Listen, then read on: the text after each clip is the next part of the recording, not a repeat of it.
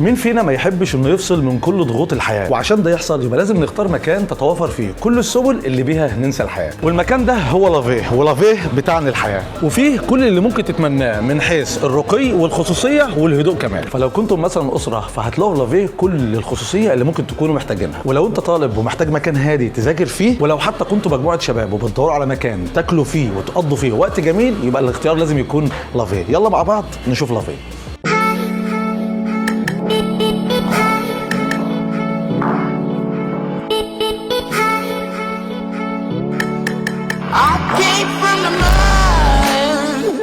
There's dirt on my hands, strong like a tree. There's roots where I stand. Oh, I've been running from the law. Hope they won't shoot me down soon.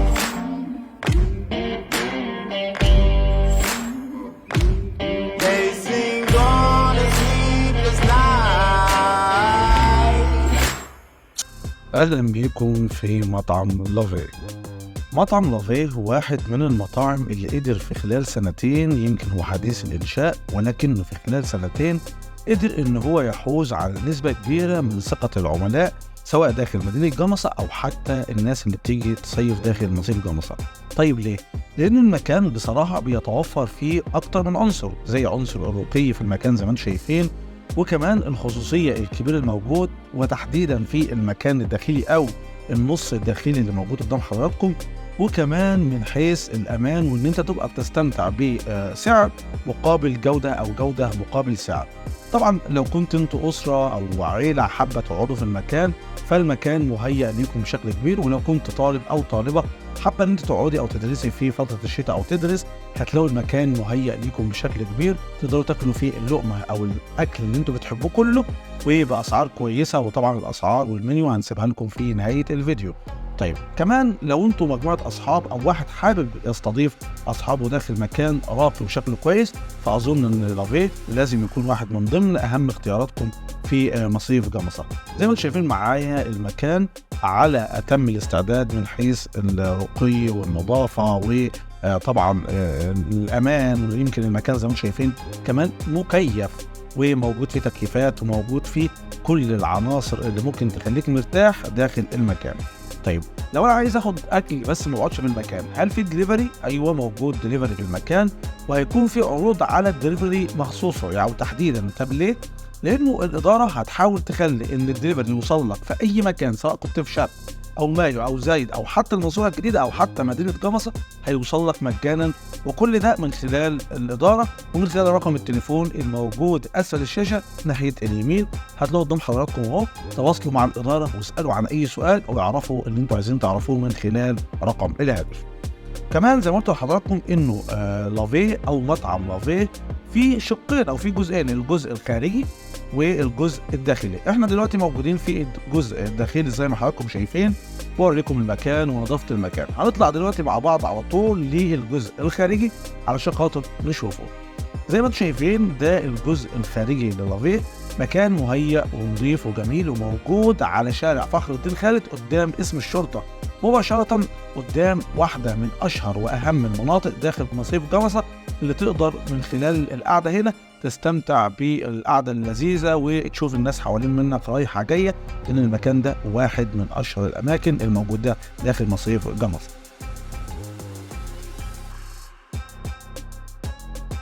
وطبعا من خلال الفيديو ده ومع حضراتكم اكيد هنشوف كمان المنظر بالنهار زي ما احنا شايفين، عشان خاطر يبقى وزننا ما بين المكان بالليل وكمان المكان بالنهار اللي مفتوح 24 ساعة في خدمة كل اخواتنا وكل اهالينا اللي حابين يجوا ياكلوا اكلة جميلة داخل مطعم لافيه.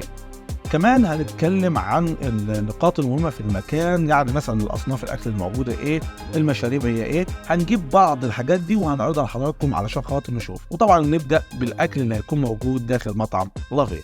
طبعا موجود العديد والعديد من الاصناف، ودي اللي هتبان من خلال الفيديو اللي حضراتكم هتشوفوه في نهايه. يمكن هنشوف كمان الاسعار، منيو الاسعار في نهايه الفيديو ده، ولكن خلينا نشوف الاول البيتزات الموجوده بكل انواعها وكل الاصناف الموجوده داخل مطعم لافي. وعايز اقول بصراحه ان الجماعه مهتمين بالنظافه بشكل كبير، او الاداره مهتمه بالنظافه، وده اللي هيبان باذن الله. زي ما قلت لحضراتكم موجود العديد من الاصناف، منها البيتزا الايطالي والشرقي اللي قدام حضراتكم، ودي عينات بس للاصناف الموجوده داخل المكان، مش كل الاصناف الموجوده داخل مطعم لافي. كمان موجود وجبات زي ما انتم شايفين، سواء كانت بقى كفته، فراخ، لحمه، رز، بطاطس، كل الانواع موجوده قدام حضراتكم، فتقدر بكل بساطه تستمتع بالقعده وتاكل اكله جميله في مطعم لافي. ده بجانب المشروبات، وبجانب كمان ركن الحلويات اللي هنتكلم عنه مع بعض من خلال الفيديو ومع حضراتكم. ودي طبعا واحده من الاصناف الموجوده في المكان، وعايز اقول لكم طعم الاكل جميل جدا جدا، ولكن دي تجربتنا احنا. انتوا لما تيجوا ان شاء الله وتشرفونا داخل مطعم لافي، تقدروا انتوا اللي تقرروا وتشوفوا هل تجربتكم نجحت في المكان وهل المكان كان مناسب لكم. نتمنى ذلك لان المكان فعلا مناسب لحضراتكم. ودي طبعا بقى نبدا ندخل في بعض انواع قسم الديزرت اللي موجود في مطعم لافي. وهي طبعا احنا مش موجودين او مش بنقدم لحضراتكم كل الاصناف، ولكن بناخد زي ما بيقولوا اللي بناخد عنوان الجواب عشان لما تيجوا ان شاء الله تشوفوا. وبرضه في نهايه الفيديو هتلاقوا المنيو موجود قدام حضراتكم في كل الاصناف وكل الانواع وكل الاسعار، تقدروا تعرفوها من خلال الفيديو مع حضراتكم.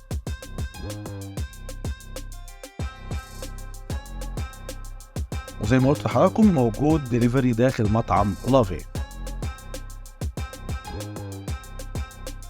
كمان الاكل زي ما انتم شايفين يمكن موجود معدات وشيف على اعلى مستوى في كل نوع من انواع الحاجات الموجوده داخل مطعم لافي. يعني زي ما انتم بتشوفوا معايا كده يا جماعه، هتلاقوا كل الانواع متوفره وموجوده، وكمان خدمه العماله او الاشخاص اللي بتقابلك داخل لافي اشخاص على درجه كبيره جدا من الرقي والكفاءه اللي تقدر من خلالها تتعامل في مكان بكل ارتياحيه. ده بجانب بقى المشروبات اللي بيتم تقديمها لكم بكل الاصناف وكل الانواع وعلى حسب رغبه كل عميل. طبعا دي المائده اللي موجوده قدام حضراتكم في مطعم لافي اللي احنا صورناها.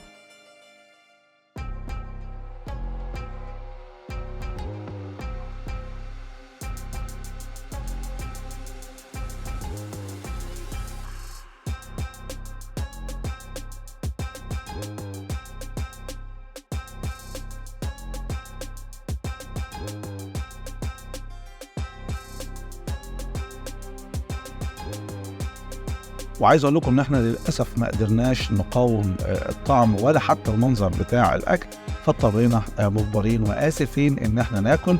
طبعا مفيش الكلام ده كله، احنا ما صدقنا بصراحه ان احنا ناكل الاكل ده. وزي ما انتم شايفين الرجاله كانوا مبسوطين جدا في الاكل وبالهنا والشفا لنا طبعا يعني.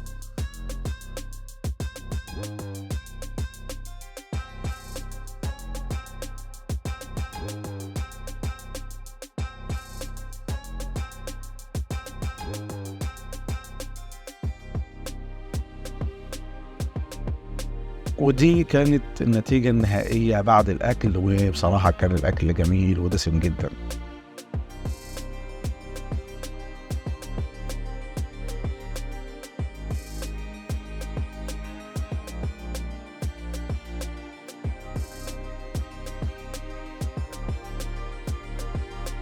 ونيجي بقى لأهم عنصر في أي مطعم أو أي كافيه، ألا وهو النظافة. والصراحة إدارة مطعم لافي قدرت إن هي تحافظ على المكان. طبعا الأول موجود دورة مياه من ضمن الخدمات الرجالي والنسائي، ولما ندخل طبعا تقدر من خلال نظافة المكان ده تقدر تعرف قد إيه المكان كله على بعضه نظيف، والمكان مهيأ للجميع سواء رجال أو سيدات عشان خاطر يقعدوا بكل ارتياحية في مكان يحسوا إن هم بيتعاملوا زي ما قلت لحضراتكم، بياخد مقابل خدمة مقابل سعر هيدفعه، يكون مرتاح في مكانه، ألا وهو مطعم لافي.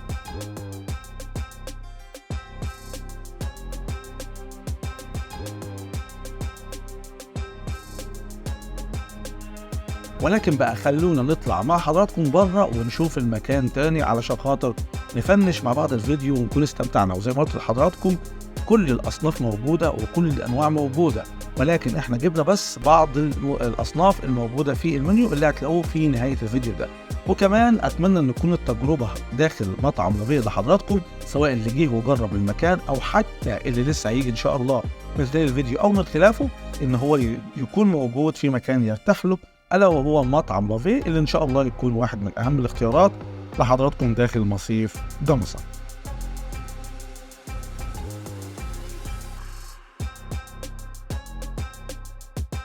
اما بقى نيجي لاهم نقطه الا وهو العنوان. يا ترى لافيه فين؟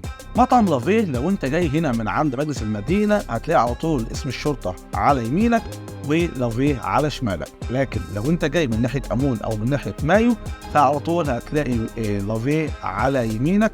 هو ده لافيه، وان شاء الله تكون تجربتكم فيه ممتعه. دي المنيو ودي الاسعار، شوفوها، يا رب تكون تجربه لذيذه لحضراتكم وتستمتعوا باكلات ووجبات مطعم لافيه.